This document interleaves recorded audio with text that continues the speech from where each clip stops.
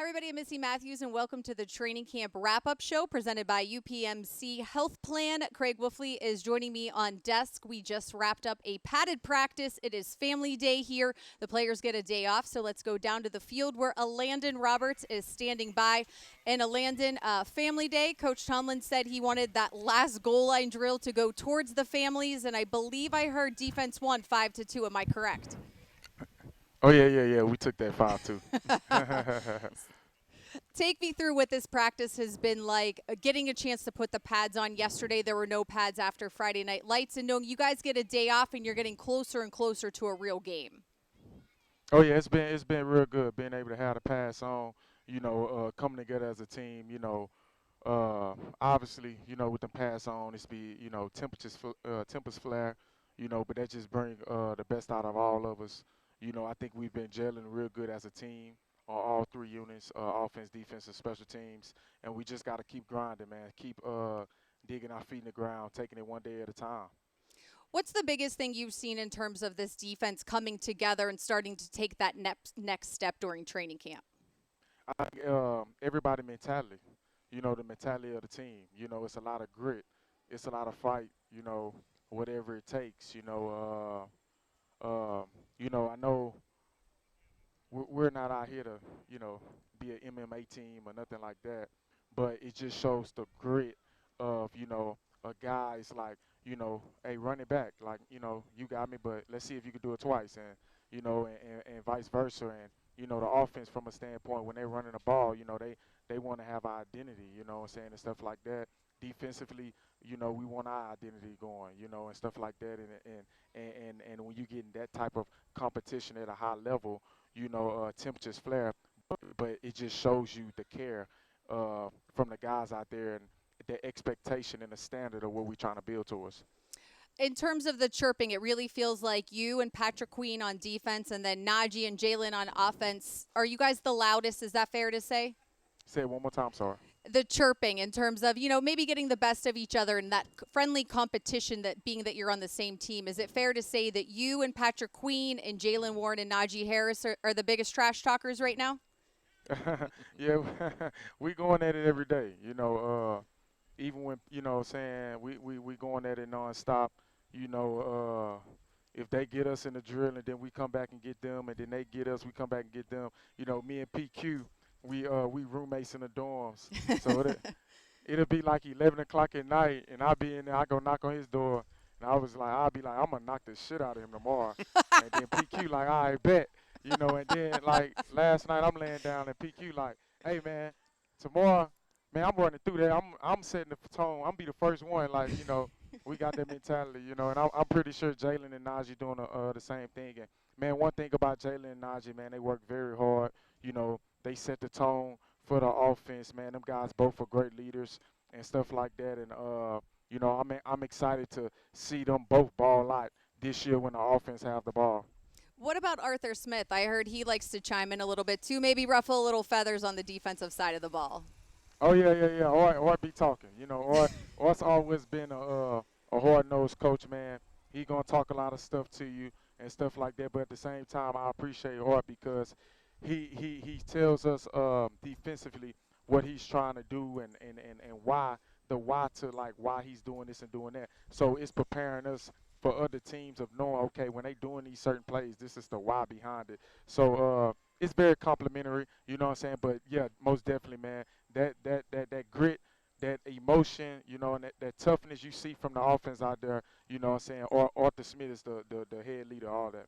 Last one for you. Speaking of the offense, what have you seen from that unit and how much have they grown since getting here to Latrobe? I think that unit, man, same as defense and special teams, man. Each day we get an opportunity to run it. Our units out there on the field, I think everybody mentality is let's just make sure that we the toughest core out there, but at the same time the smartest, and that starts with not beating ourselves, lining up correctly, getting the call in, making sure we communicating defensively, and vice versa for offense and special teams. I think every day we just come into it knowing what we need to do and making sure we check every box. All right, Landon, we really appreciate your time. Thanks so much. Enjoy the day off tomorrow. All right, thank you guys. All right, and as I said, Craig Wolfley joining me up here. Unfortunately, a little technical difficulty, so you weren't able to ask your questions. That's your guy. That is one of the guys. 23andMe, in case if you have not heard. Exactly. If you've not heard, 23andMe is so stipulated for Elandon because when he hits you so hard, he's going to leave his DNA on your next 23andMe test. When your family ancestry is drawn up. Look, that's a guy that's a leader out there, and you can tell from his words, from his demeanor and his actions that he not only talks the talk, but he walks the walk and backs it all up. The competition and intensity that he brings is tremendous. And you put Pat Queen in there and some of the other guys, and my goodness, I look at a voracious defense this year that really comes after it and really plays hard each and every down.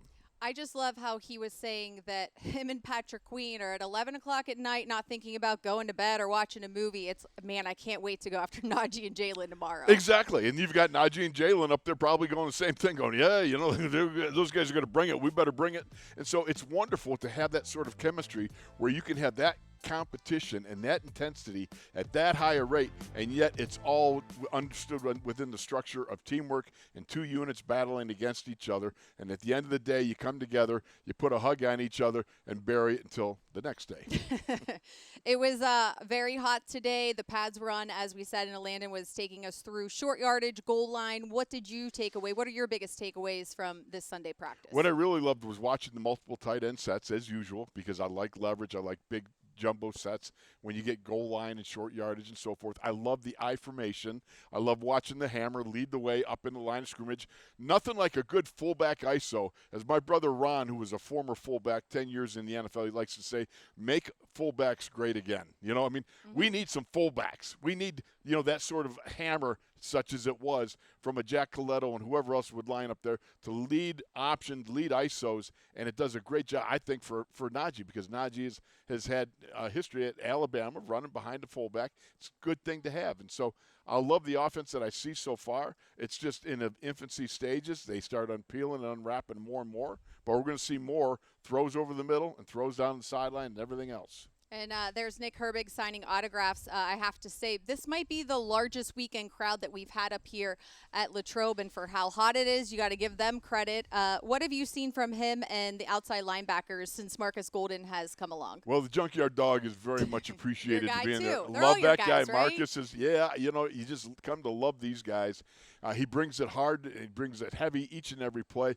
Nick, I love the fact, Nick, I asked him today, I was down the field, I said, are you a little bigger? He says, a little bit, a little thicker, a little stronger.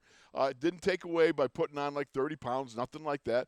But, a few extra pounds, a little extra reps in the bench press and squat and so forth. But what you see is a smooth, natural-born quarterback hunter. He is one of those guys that just has that aptitude how to play ball. You watch him last year. I watched in Seattle. He's got a back. He's getting chipped by. He swims the back, uppercuts on the tackle, and he gets a strip sack on the quarterback. Those are the things that he's capable of doing. He's got big play ability in that body, and he just seems to do it naturally. Absolutely. And we were just watching. Arthur Smith is even signing autographs down there. Russell Wilson and Jalen Warren as well. In terms of the offense, what did they show you today? Well, it showed me a lot of heart. You see a lot of guys digging on there on the offensive line. You've got an abundance of riches for Pat Meyer to be able to choose from, and it's going to be difficult in making final decisions. But I see a lot of hungry offensive linemen coming off the ball, trying to replace that line of scrimmage back that way, the opposite way. If you're going to be people movers, dadgummit, move the people. And what you've got is an opportunity for these guys to grow as an offensive line. You got a lot of young bucks in there that are bringing a lot of spirited attitude. You've got some great talent in the tight end room.